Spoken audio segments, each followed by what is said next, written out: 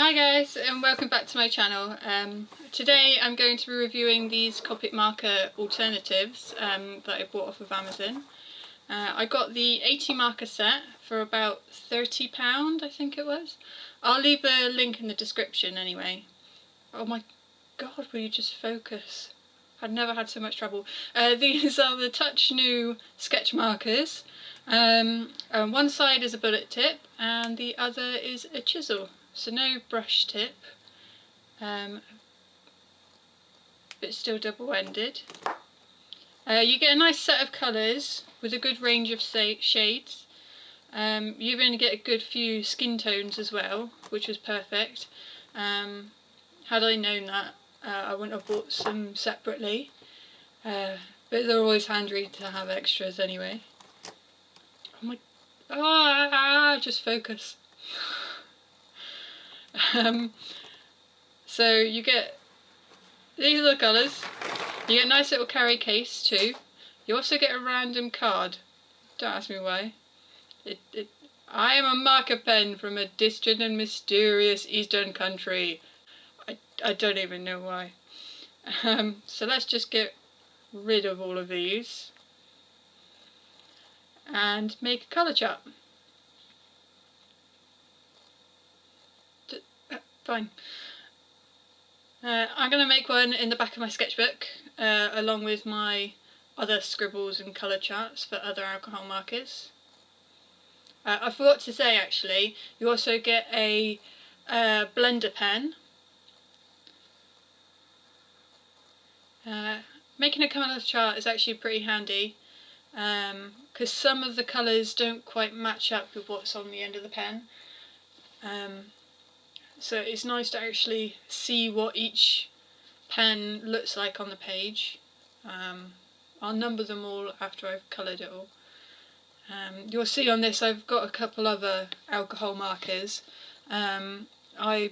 Just before I bought these cheap ones, I bought the Shinhan touch brush markers. And they're pretty much exactly the same as the cheap ones, it's just that you get a brush marker on the end. I bought those ones just in case I didn't get any skin colours in the cheaper set. But obviously I did, so I didn't actually need to spend £3 each on a pen. But it's still handy to have extras anyway, I guess.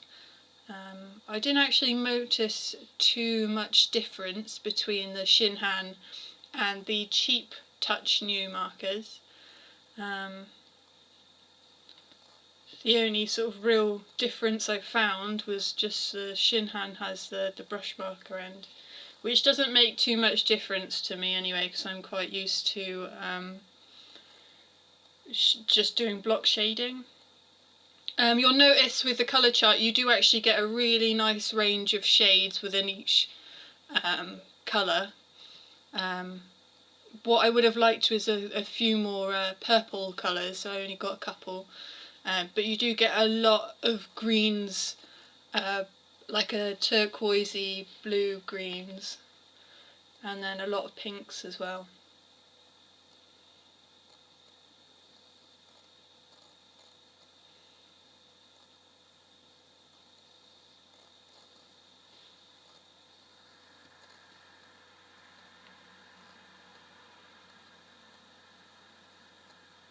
I've never really used a lot of alcohol markers. I was always really put off because they always bleed through the page. But I do really like the sort of block colour that you can get with it. I've tried painting it and it always gets really streaky, so I wanted to try alcohol markers again. So I've done my colour chart. I'm now going to, when I find the page, I'm going to redraw this, which was originally in the Stories from Space Camp zine, an illustration I'd done for free for them. I've redrawn it now because it was a couple years old and I know I could do better. So I've redrawn it and redrawn it again on a separate piece of paper. This is just some spare watercolour paper I had. because I didn't want it to bleed through to the next page in my sketchbook. So from the colour chart I've then made my nice little tester page of palette colours.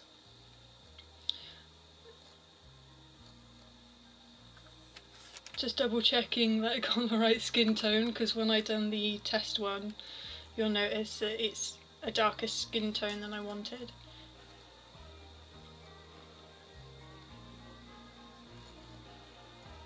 I quite liked using the chisel tip actually. Usually I'm fully up for doing brush marker, but actually I quite liked the bit more control that I had on the chisel marker, because it's harder. I couldn't, obviously you can't, you don't get the splay out like you do with a brush marker, but it's quite nice being able to cover a large area but also using the actual tip of the chisel tip to get the smaller like lines and things with it as well. I found I didn't get too much streakiness from these pens. I don't know whether it's the way I was laying it down really quickly, so the colours sort of bled into each other before it dried on the page. I found the darker the colour, the more streakiness came through. I don't know whether that's normal or not, but I didn't get any streaks on the skin tone anyway.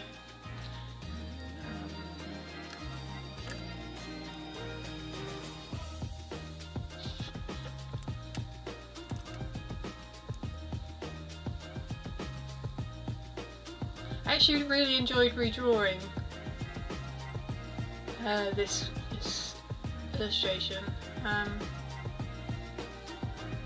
It's nice seeing how far I've come and how much I've improved from what I've done before,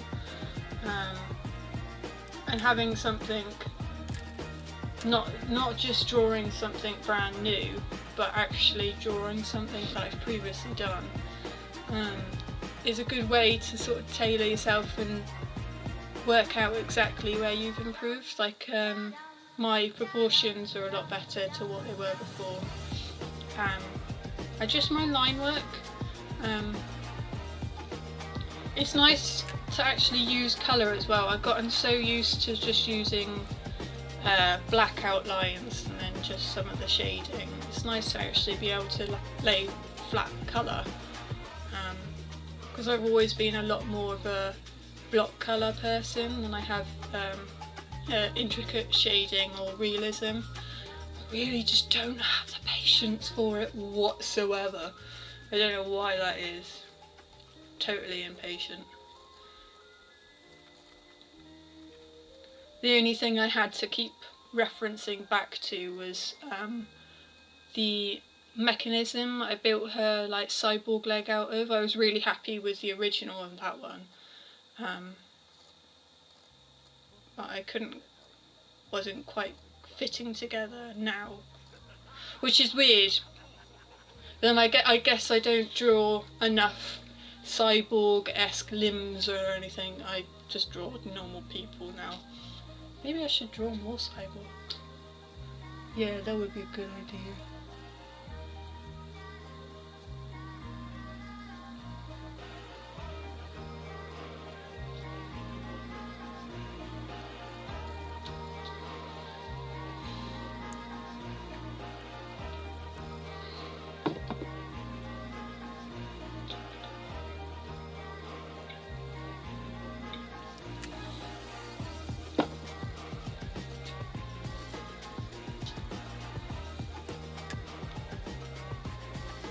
Having the colour chart in the back of my page as well also meant that I could actually plan out the colours before actually jumping into it. I have a habit of just picking up colours and then just hoping that they work together, but with this one I actually consciously made the effort to draw up a colour scheme and try to make it all work together.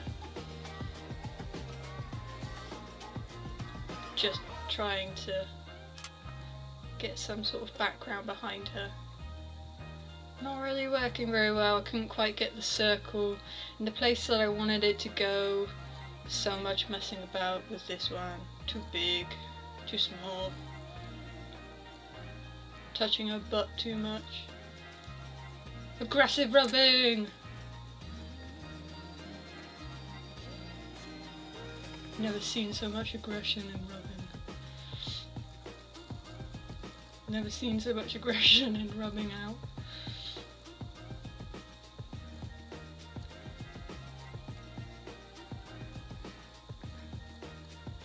By the end of all these circles, I'd had enough. I don't know. I should have drawn something else in the background. That rubber is so good though. It's just a cheapy Jackson's rubber I got. All my other ones seem to just dry out really quickly, but that one stayed nice and supple. That explains the rubber well, I don't know. I found the background went a bit streaky on this one as well, actually. I think it might have been because it was a larger area to try and cover, so I was trying to rush with it, and obviously it wasn't quite colouring with the same amount of ink on every bit, so it just went really like blotchy. But I'm not opposed to that. It kind of works in the background. I think if I was to do this again, I would do the figure in the Copics and then try the background in like a watercolour wash, and have just like a nice ink splatter effect on the background or something. I think that would have looked cooler.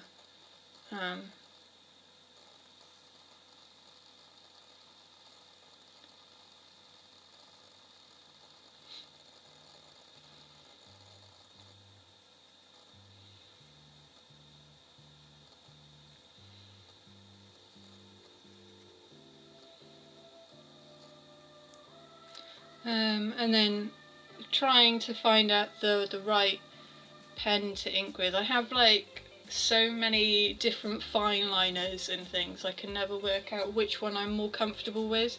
So you'll notice I switch between a lot of different black pens whilst I'm outlining.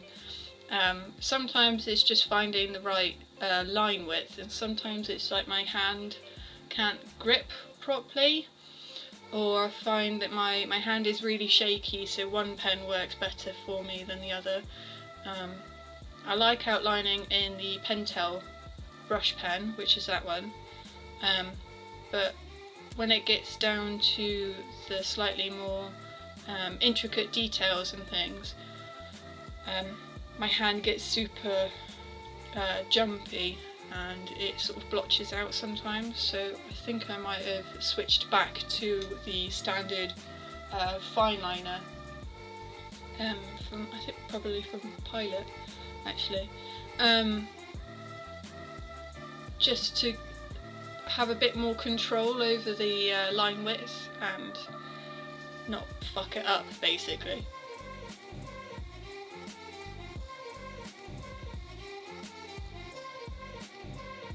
But when it does go right, the Pentel brush pen does work really nicely. It's quite nice to be able to get the thick and the thin lines all in one go, instead of having to go back over and like almost like manually do it.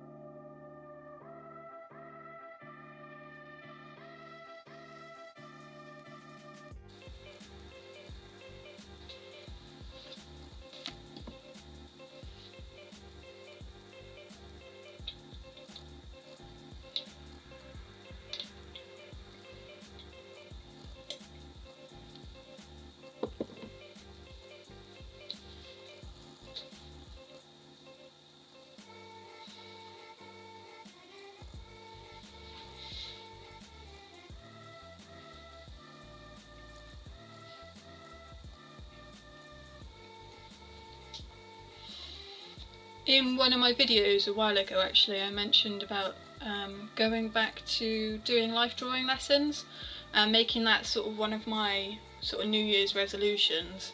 I've actually started going again. I've got my third lesson today. It's not really a lesson, it's like a drop-in one, so everyone just turns up and there's a naked lady and we draw her. There's no sort of tutor going around and teaching us how to do it or anything, which is quite nice because I don't feel any pressure from it.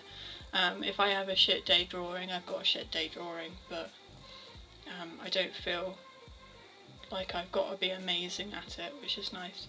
But yeah, I've started going regularly, which is really cool.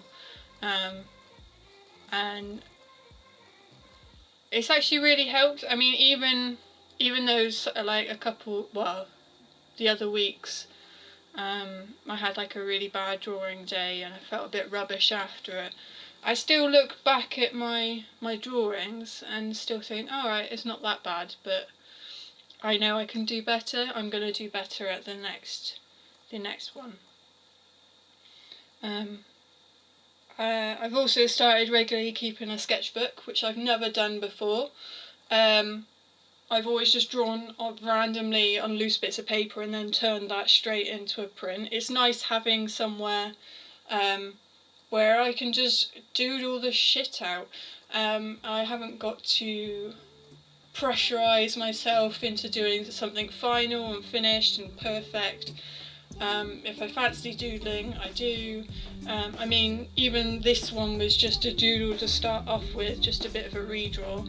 And I'm actually really happy with the way it turned out. So I've taken that on and I'm doing this slightly more polished version. But having the sketchbook is nice because I don't have to do that if I don't want to. If I've turned out and it's turned really shitty, it just stays in there and I can look back and go, right, I need to do better than this next time. I don't know why I've never kept one before, it's just never really happened. I mean, I think when at like school and college and uni, they were always like, you've got to keep a sketchbook, you've got to draw in it every day, it's like your diary. And they put so much pressure on it and I hated doing it. And it always made me feel like I had to be like a visual journal thing, because that was another name they named it. I don't know why. But it doesn't. Like, I literally just pick it up and I doodle. It hasn't got to be anything about my day. I haven't got to go to all of the fancy galleries to look at shit that I don't really care about. It's just me drawing. And at the end of the day, that's what I want. Alright, I think I'm just about finished with it.